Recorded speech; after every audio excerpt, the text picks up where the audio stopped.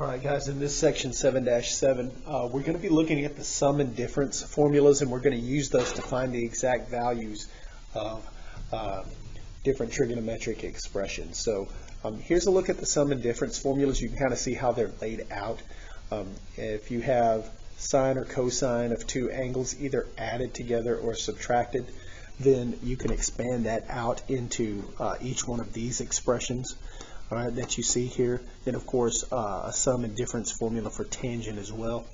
And so, like I say, these formulas are useful in finding the exact values of, the sine or the cosine of an or tangent of an angle whose angle measure doesn't fall on the unit circle. And you'll kind of see what I'm saying here in just a moment. So let's jump right in and take a look at the first problem. So we're asked to find the exact value of the cosine of 75 degrees.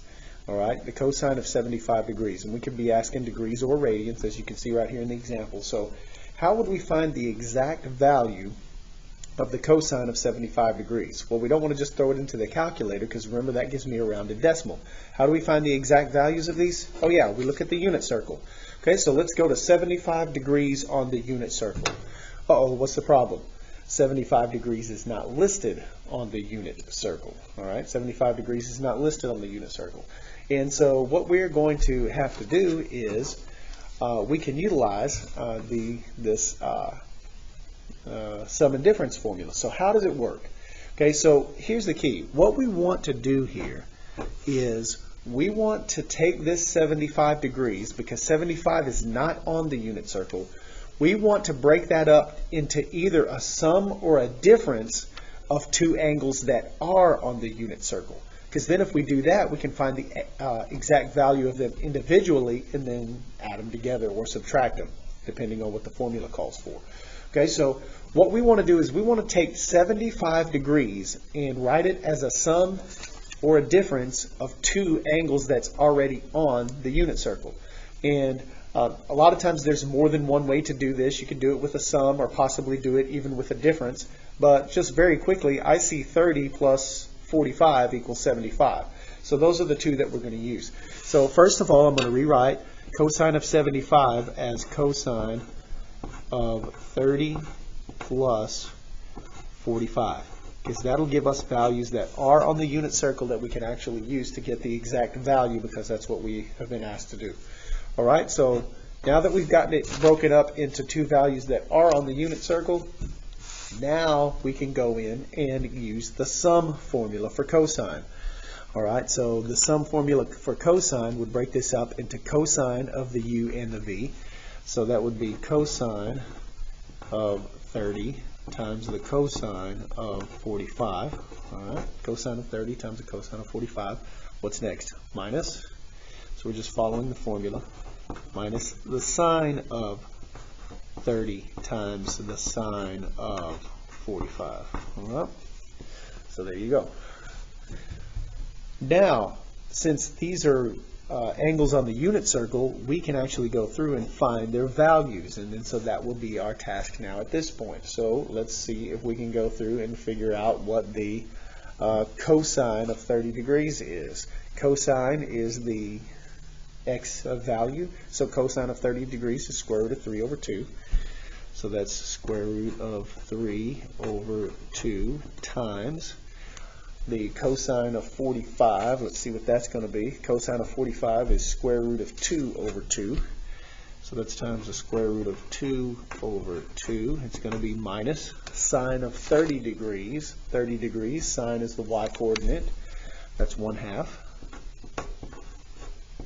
Times the sine of 45 degrees, which is square root of 2 over 2. Square root of 2 over 2. All right. And so now it's just a matter of simplification to finish out the problem. And so we can multiply this out. Square root of 3 times square root of 2. That's going to be square root of 6 over a 4. All right. And we're going to go minus 1 times square root of 2, square root of 2 over 4. Okay. And probably best to, since they have a common denominator, write it as one fraction. So we'll go square root of 6 minus square root of 2 over 4. All right, so that is the exact value of the cosine of 75 degrees. All right, so now you can kind of see why they elected not to put 75 degrees on the unit circle, because if it were on there, then the x-coordinate would be this, square root of 6 minus square root of 2 over 4. You see what I mean? So they put the simplest ones on there. You see what I mean? Because the ordered pair would be square root of 6 minus square root of 2 over 4, comma, and then probably another one that's similar to that. So that would just be too much to be writing out there. All right. So, but with these sum and difference formulas, we can still get this exact value if we needed to by rewriting it as angles that are on the unit circle. Okay, so there you go. Let's try another one. This one is given to us in terms of radians this time, and that's fine. All right, so what I need to do, since we're going to use the same strategy, since pi over 12 is not on the unit circle, then it'd be over here somewhere. Then what I need to do is rewrite pi over 12 as a sum or difference of things that are on the unit circle. So when it's like this, we're going to have to think about this a little bit. How can I get pi over 12? Okay, so remember, you can think sum or difference, right? Sum or difference. Well, since pi over 12 is here, right, then probably a difference might be easier to get with something here than a sum, because there's no sums on here that are lower than pi over 12, right? So I'm thinking difference here, and probably the difference that stands out the quickest would be this. Think about this, pi over 4 pi over 12 minus 3 pi over 12, right? That would be pi over 12, and take a look at what this reduces to. This reduces to what? Pi over 3, which is on the circle, and this one reduces to pi over 4, which is on the unit circle. All right, so sometimes you may have to go off to the side and do a little bit of thinking as to how you're going to get two angles that you can either add or subtract together to get this angle from ones that are on the unit circle. That may take a fair amount of thinking and maybe some trial and error in order to get it right. Okay, but in any case, you will be able to write this in terms of angles that are already on the unit circle, and that's what you're going to have to spend a little bit of time trying to figure out. All right, but in any case, we can write this as sine of, that's going to be pi over 3 minus pi over 4. All right, so here we go. Okay, so we're in good shape now. It's just a matter of going back in again to the formula. So we've got sine with a minus, sine with a minus. So I'm going to write it as this: sine of u cosine of v. So it's going to be sine of u pi over 3 times cosine of v pi over 4. Okay, pi over 4. All right, so minus the rest of it, cosine u sine v. So cosine pi over 3 sine pi over 4.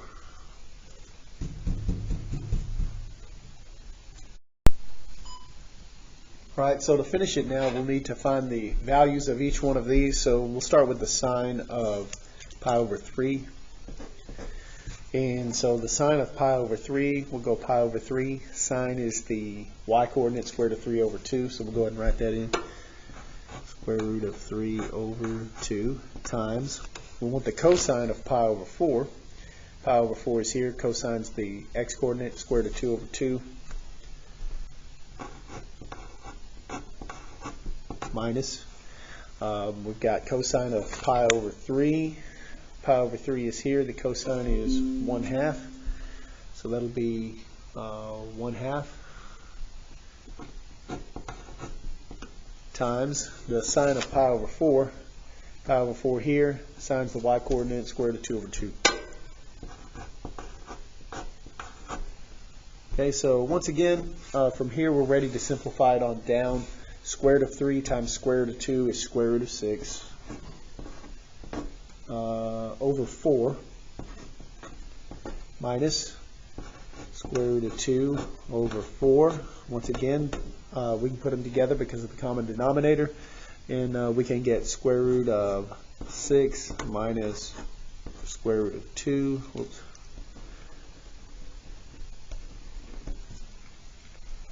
Square root of 2 over 4. All right, so there's your answer. Did it happen to be the same answer as last time? Yes. Is that always going to be the case? No. So just a coincidence. Okay. What about the next problem here that we're going to look at?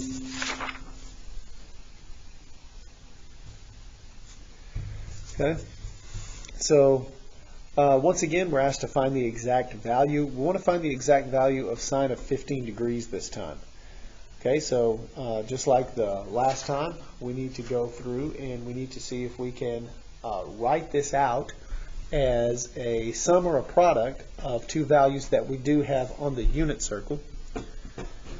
And so this will be sine of, all right, so 15 degrees. It looks like 30, 45 and 30 are subtract together to make 15 degrees. And so we can go ahead and try that.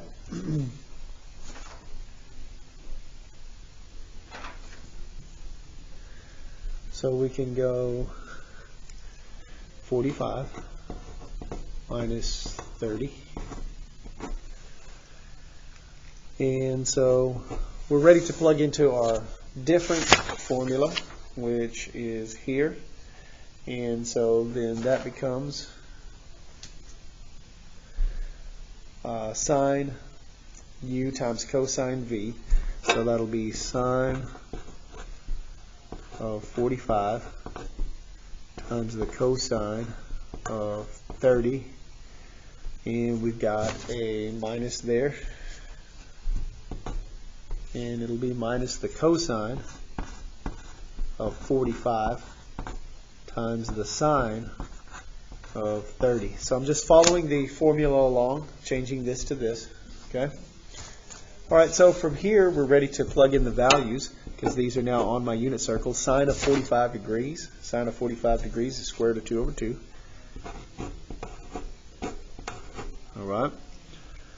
Times the cosine of 30. Cosine of 30 is square root of 3 over 2. Minus the cosine of 45 is going to be square root of 2 over 2. And then the sine of 30 is 1/2. So again, we're ready to simplify on down here. So that's square root of 6 over 4 minus square root of 2 over 4. Put them together, and we get square root of 6 minus square root of 2 over 4. Okay? And once again, just happens to be the same thing that we got in the other two problems, just because of the problems that I've picked to look at. But the mechanics are the same, and it won't always be the same answer, of course. All right? So the idea is write it in terms of a set of angles that you can find on the unit circle, and then put them into the sum or difference formula, simplify it down to the exact value, and then you'll have it. See if we can try one more of these.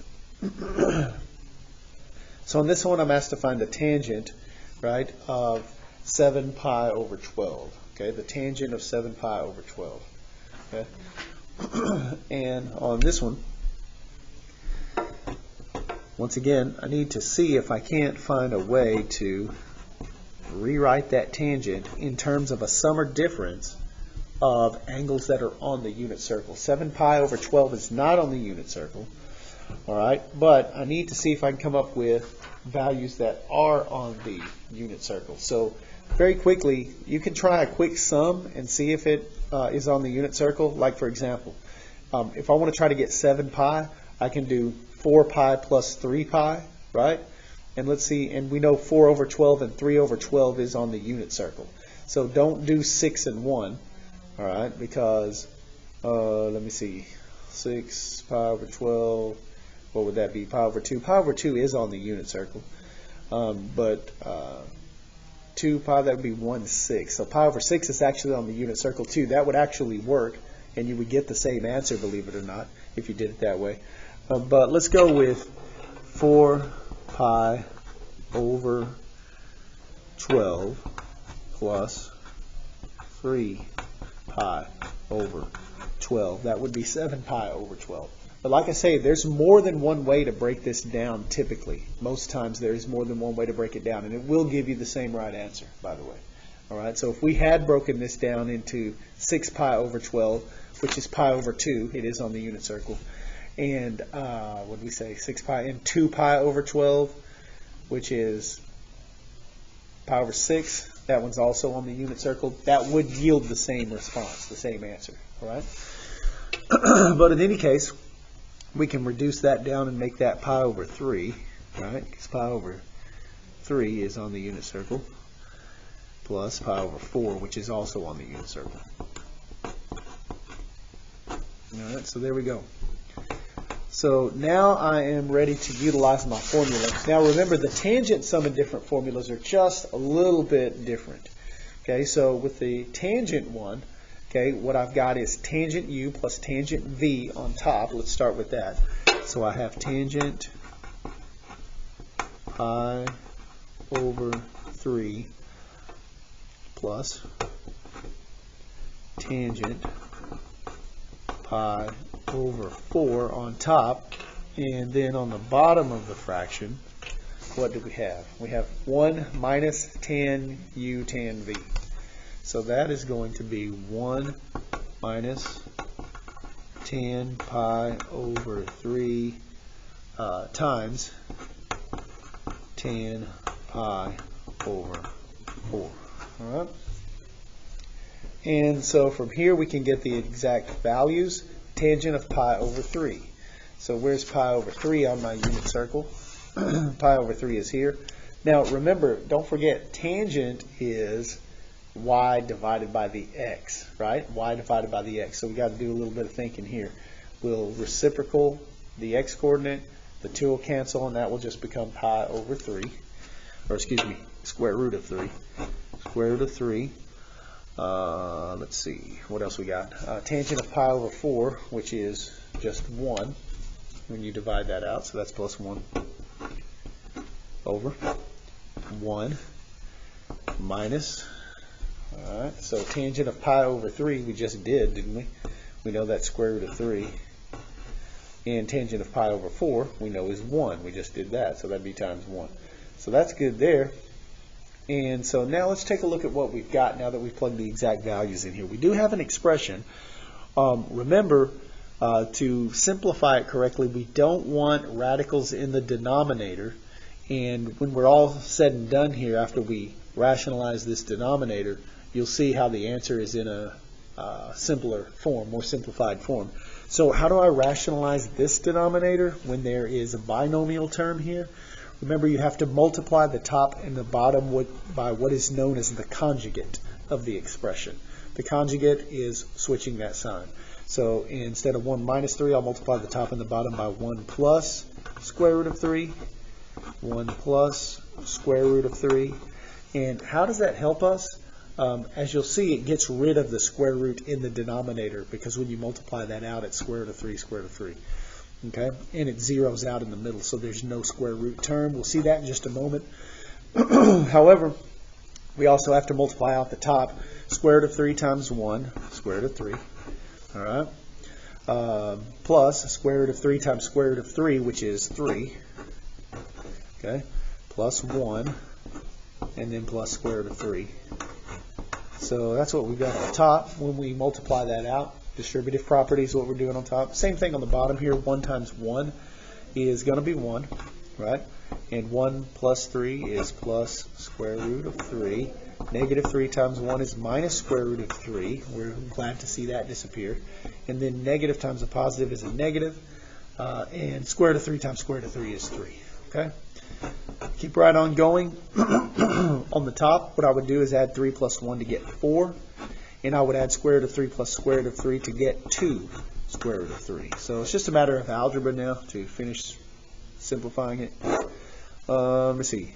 So right here I've got negative 2, and that's it because these are now gone. So there's what we've got. This is now going to simplify because the negative 2 can divide out. So 4 divided by negative 2 is negative 2, and positive and negative is a negative, and 2 divided by 2 is gone, and we're left with just the square root of 3. All right?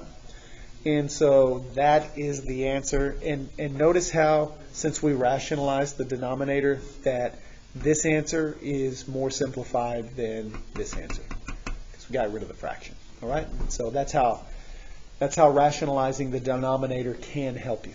Okay? All right. So again, just to wrap up, you're rewriting whatever the angle is as a sum or difference of two angles that is on your unit circle, and then you're using your sum or different formulas to rearrange it, to rewrite it in terms of one of those formulas, and then plug in your exact values, simplify down, and you got it. And that is the lesson.